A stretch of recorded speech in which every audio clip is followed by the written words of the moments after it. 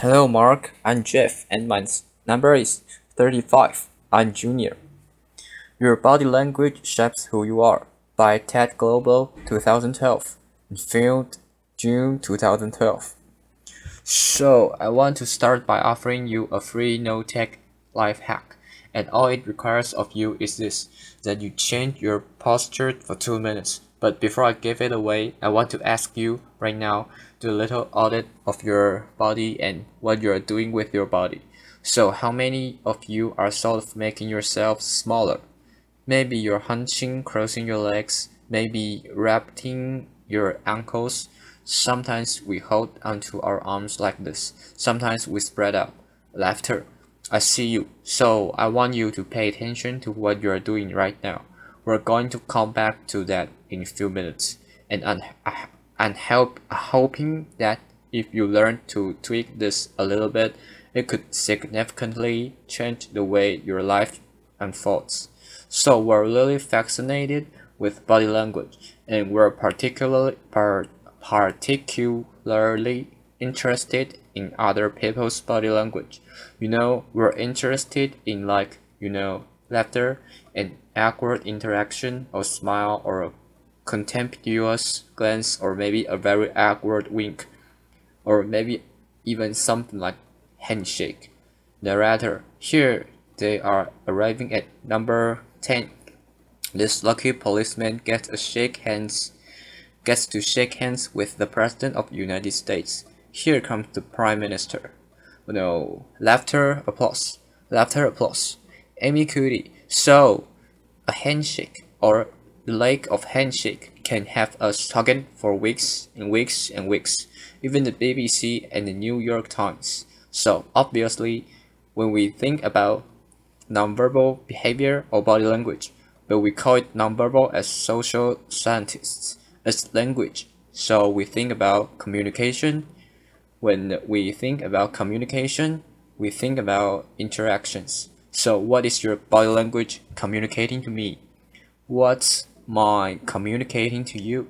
And there's a lot of reason to believe that this is a valid way to look at this. So social scientists have spent a lot of time looking at the effects of our body language or other people's body language on judgments, and we make sweeping judgments and inference from body language, and those judgments can predict really meaningful life outcomes, like who we hire or promote, who we ask out on a date. For example, Nalini Ambady, a researcher at Tufts University, shows that when people watch 30-second soundless clips of real physician-patient interactions, their judgment of the physician's niceness predict whether or not the physician will be sued. So it doesn't have to do much with whether or not that physician was incompetent. But do we like the person and how they interacted? Even more dramatic, Alex Todorov at Princeton has shown us the judgment of political candidates' face in just 1 second predict 7% of US Senate and gubernatorial race outcomes. And even let's go digital. Emotions used well in online negotiation can lead to you claim more value from that negotiation if you use them poor. Bad idea, right? So when we think of nonverbals, we think of how we judge others, how they judge us, and what the outcomes are, and tend to forget though the other audience that's influenced by our nonverbals, and that's ourselves. We are also influenced by our nonverbals, our thoughts and our feeling and our physiology. So what nonverbals am I thinking about? I'm a social psychologist. I study prejudice, and I teach at a competitive business school, so it was inevitable that I would become interested in power dynamics. Power dynamics. I become especially interested in verbal expressions of power and dominance. So, and what are nonverbal expressions of power and dominance? Well, this is what they are. So in animal kingdom, they're about expanding. So you make yourself big. You make yourself big. You stretch out, you take up space, you're basically opening up. It's about opening up, and this is true across the animal kingdom. It's not just limited to primates, and humans do the same thing. Laughter. So they do this both when they have power sort of chronically, and also when they feeling powerful in the moment. And this is one especially interesting because it really shows us how universal and old these expressions of power are. This expression, which is known as pride, Jessica Tracy had studied. So she shows that people who are born with sight and people who are cognitively blind do this when they win at a physical competition. So when they cross the finish line and they've won, it doesn't matter if they never seen anyone do it. They do this. So the arms up in the V and the chin is slightly lifted. What do we do when we feel powerless? We do exactly the opposite. We close up, we wrap ourselves up, we make ourselves small. We don't want to bump into the person next to us. So again, both animal and human do the same thing. And this is what happens when you put together high and low power. So what we tend to do when it comes to power is that we complement the other's nonverbals. So if someone is being really powerful with us, we tend to make ourselves smaller. We don't mirror them. We do the opposite of them. So I'm watching this behavior in the classroom, and what do I notice? I noticed that MBA students really exhibit the full range of power nonverbals. So you have people who are like caricatures of alphas, really coming into the room. They get right into the middle of the room before class event starts, like they really want to occupy space. When they sit down, they're sort of spread out. They raise their hands like this. You have other people who are virtually collapsing when they come in. As soon they come in, you see it on the faces and their bodies. So they sit in their chair and they make themselves tiny, and they go like this when they raise their hand. I noticed a couple of things about this. One, you are not going to be surprised. It seems to be related to gender. So women are much more likely to do this kind of thing than men. Women feel chronically less powerful than men, so this is not surprising. But the other thing I noticed is that it also seemed to be related to the extent to which the students were participating and how well they are participating. And this is really important in the MBA classroom because participation counts for half the grade. So business schools have been struggling with this gender gap. You get this equality qualified women and men coming in, and then you get these differences in grades, and it seems to be partly attributable to participation. So I started to wonder, okay, so you have these people coming in like this and they're participating. Is it possible that we could get people to fake it and would it lead them to participate more? So my main collaborator, Dan Carney, who's at Berkeley, and I really want to know, can you fake it? still you make it?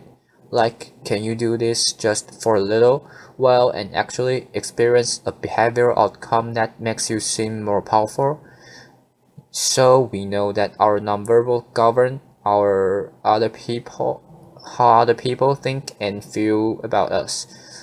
There's a lot of evidence, but our question really was, do our nonverbal govern how we think and feel about ourselves? There's some evidence that they do. So for example, we smile when we feel happy, but also we're forced to smile by holding a pen in our mouth like this. It makes you feel happy. So it goes both ways. When it comes to power, it also goes both ways. So when you feel powerful, you're more likely to do this. But it's also possible that when you pretend to be powerful, you're more likely to actually feel powerful. So the second question really was, so we know that our minds change our bodies. But is it also true that our bodies change our minds? And when I say minds, in the case of powerful, what am I talking about? So I'm talking about thoughts and feelings and sort of physiological things that make up our thoughts and feelings. And in my case, that's hormones. That's hormones. I look at hormones. So what do the minds of the powerful versus the powerless look like? The powerful people tend to be, not surprisingly, more assertive and more confident, more optimistic. They actually feel they're going to win even at against of chance. They also tend to be able to think more abstractly. So there are a lot of differences. They take more risks. There are a lot of differences between powerful and powerless people. Physiologically, there also are differences on two key hormones. Testosterone, which is the dominance hormone, and cortisol, which is the stress hormone. So what we found is that high-power alpha males in primate hierarchies have high testosterone and low cortisol. And powerful and effective leaders also have high testosterone and low cortisol. So what does that mean? When you think about power, people tended to think only about testosterone, but because that was about dominance. But really, power is also about how you react to stress. So do you want a high power leader that's dominant, high on testosterone, but really stress reactive? Probably not, right? You want a person who's powerful and assertive and dominant, but not very stress reactive. The person who is laid back. So we know that in primate hierarchies, if an alpha needs to take over, if an individual needs to take over an alpha role, sort of suddenly within a few days, that individual's testosterone has gone up significantly, and his cholesterol has dropped significantly. So we have this evidence both that the body can shape the mind, at least at the facial level, and also the role changes can shape the mind. So what happens? Okay, you take a role change. What happens if you do that at really minimal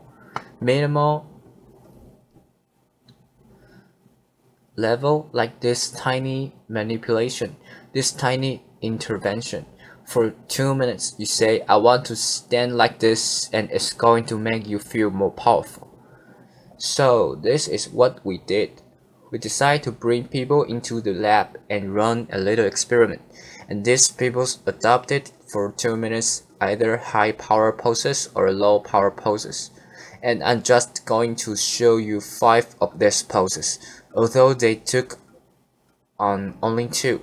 So here's one, a couple more. This one has been dubbed the Wonder Woman by the media. Here are a couple more. So you can be standing or you can be sitting. And here are the low power poses. So you are folding up you're making yourself small.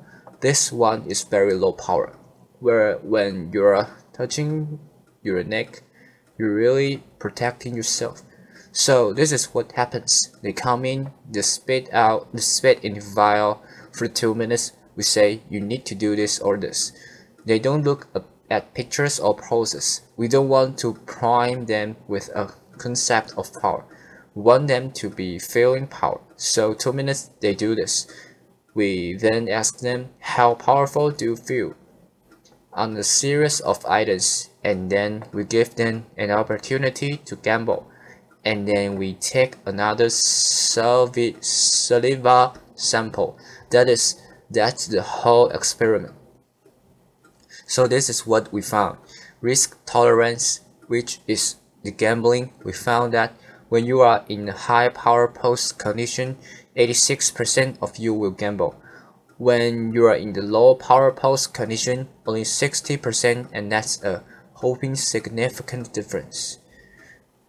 Here's what we found in testosterone. From their baseline, when they come in, high power people experience about 20% increase and low power people experience about 10% decrease. So again, 2 minutes and you get these changes. Here's what you get on cortisol. High power people experience about 25 decrease and low power people experience about 15% increase. So 2 minutes lead to this hormonal change that configure your brain and basically be either assertive, confident, and comfortable, or really stress reactive and feeling sort of shut down. And we've all had the feeling, right? So it seems that our nonverbal to govern how we think and feel about ourselves. So it's not just others, but it's also ourselves. Also, our bodies change our minds. But the next question, of course, is can power posing for a few minutes really change your life in meaningful ways? This is in the lab. It's this little task. It's just a couple of minutes. Where can you actually apply this? Which we cared about, of course. And so we think where you want to use this is evaluative situation, like social threat situations. Where are you being evaluated? Either by your friends, foreigners. It's at the lunchroom table. For some people, it's speaking at school board meeting. It might be giving a pitch or giving a talk like this, or doing a job interview. We decided that the one that most people could relate it to, because most people had been through, was the job interview. So we published these findings, and the media are all over it. And they say, okay, so this is what you do when you go in for the job interview, right? Laughter. So we were, of course, horrified and say, oh my god, no, that's not what we meant at all. For numerous reasons, no, don't do that. Again, this is not about you talking to other people. It's you're talking to yourself. What do you do before you go into a job interview? You do this. You're sitting down, you are looking at your iPhone or your Android, not trying to leave anyone out. You are looking at your notes, you are hunching up, making yourself small, when really what you should be doing maybe is like this. In the bathroom, right? Do that. Find 2 minutes. So that's what we want to test, okay? So we bring people into a lab and they do either high or low power poses again. They go through a very stressful job interview. It's 5 minutes long. They are being recorded, but they are being judged also. And the judges are trained to give no nonverbal feedback. So they look like this. Imagine this is the person interviewing you. So for 5 minutes nothing, and this is worse than being heckled. People hate this. It's what Marianne Lafrance calls standing in social quicksand. So this really spikes your cortisol. So this is the job interview we put through because we really wanted to see what happened. We then have these coders look at these tapes. For them, they're blind to the hypothesis. They're blind to the conditions. They have no idea who's been posing in what pose, and they end up looking up at this set of tapes, and they say, "We want to hire these people, all the high power posers. We don't want to hire these people. We also evaluate these people much more positively at all." But what's driving it? It's not about the content of speech. It's about the presence of that they're bringing to the speech, because we rate them on all these variables related to competence, like how well structured in speech, how good it is, what are their qualifications. No effect on those things. This was affected these kinds of things. People are bringing their true selves. Basically, they are bringing themselves. They bring their ideas, but as themselves, with no, residue over them. So this is what's driving the effect, or meditating the effect. So when I tell people about this, that our bodies change our minds, and our minds change our behavior, and our behavior can change our outcomes, they say to me, it feels fake, right? So I said, fake it will you make it. Fake it till you make it. It's not me. I don't want to get there and then still feel like a fraud. I don't want to feel like an imposter. I don't want to get there only to feel like I'm not supposed to be here. And that really resonated with me, because I want to tell you a little story about being an imposter and feeling like I'm not supposed to be here. When I was 19, I was in a really bad car accident. I was thrown out of car road several times. I was thrown from the car, and I woke up in a head injury rehab ward, and I had been withdrawn from college, and I learned that my IQ had dropped by 2 standard deviations, which was very traumatic. I knew my IQ because I had identified with being smart, and I had been called gifted as a child.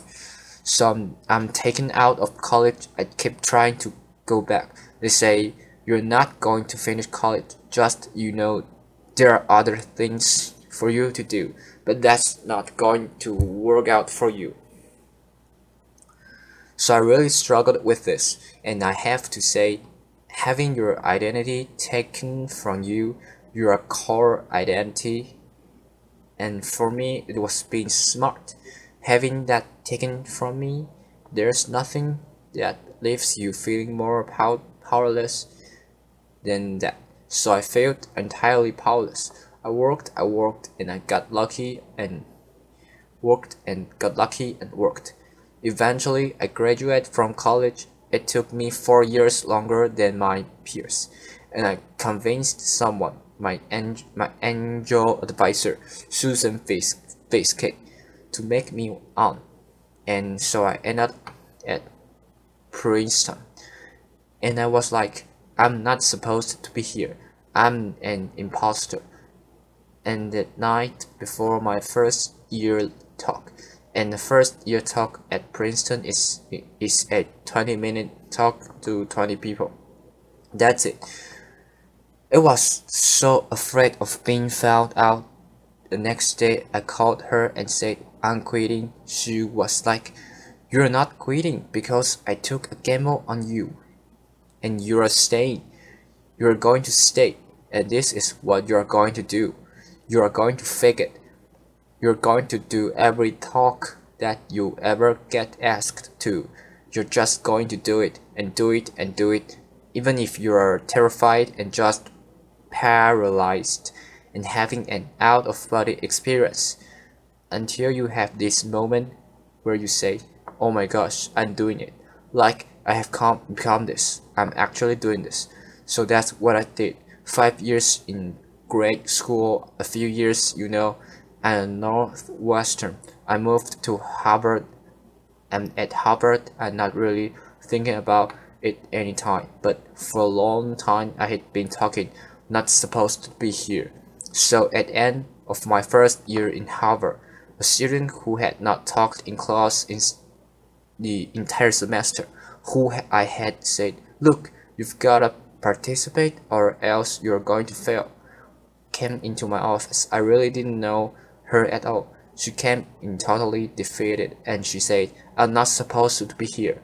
And that was the moment for me because two things happened. One was that I realized, oh my gosh, I don't feel like that anymore. I don't feel like that anymore. I don't feel that anymore, but she does. And I got that feeling. And second was, she is supposed to be here. Like, she can fake it and she can become it. So I was, yes, you are. You are supposed to be here. And tomorrow, you are going to fake it. You're going to make yourself powerful. And applause. And you are going to go into the classroom. And you are going to give it the best comment ever. And she gave the best comment ever. And people turned around and were like, oh my god, I didn't even notice her sitting there. Left her. She comes back to me months later, and I realized that she had not just faked it till she made it. She had actually faked it and she became it. So she had changed. And so I want to say to you, don't fake it till you make it. Fake it till you become it. Do it enough until you actually become it and internalized. The last thing I'm going to leave you with this is, tiny tweaks can lead to big changes. So this is 2 minutes. 2 minutes, 2 minutes, 2 minutes before you go into the next stressful evaluative situation. For 2 minutes, try doing this. In the elevator, in the bathroom stall, at your desk behind closed doors. That's what you want to do. Configure your brain to cope with the best in the situation. Get your testosterone up.